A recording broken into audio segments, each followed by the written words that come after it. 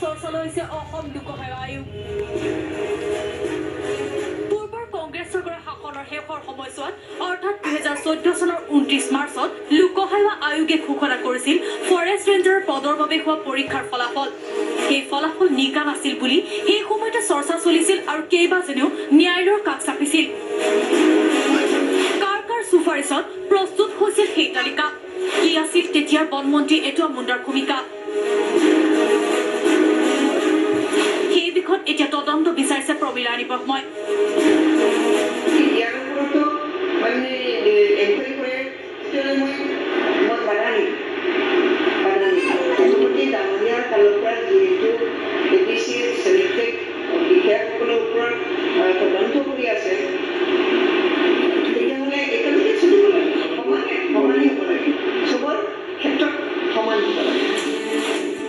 ৰাজ্যৰ বন বিভাগত এতিয়া কৰ্মৰত হৈ আছে ৰাকেশ পালৰ দিনত বাছনি উঠা এইসকল ৰেঞ্জাৰ স্বয়ং বনমন্ত্ৰীয়ে এতিয়া সেই নিযুক্তি প্ৰক্ৰিয়াৰ বাবে তদন্ত বিচৰা ঘটনা নিশ্চয়কৈ তাৎপৰ্যপূৰ্ণ দুৰ্নীতিৰ বিৰুদ্ধে জেহাদ ঘোষণা কৰা মুখ্যমন্ত্ৰী সৰ্বানন্দ সোণোৱালে তেওঁৰেই মন্ত্ৰীসভাৰ এগৰাকী সদস্য তোলা এই তদন্তৰ দাবী কেনেদৰে কাৰ্যকৰী কৰে সেয়া লক্ষণীয় হ'ব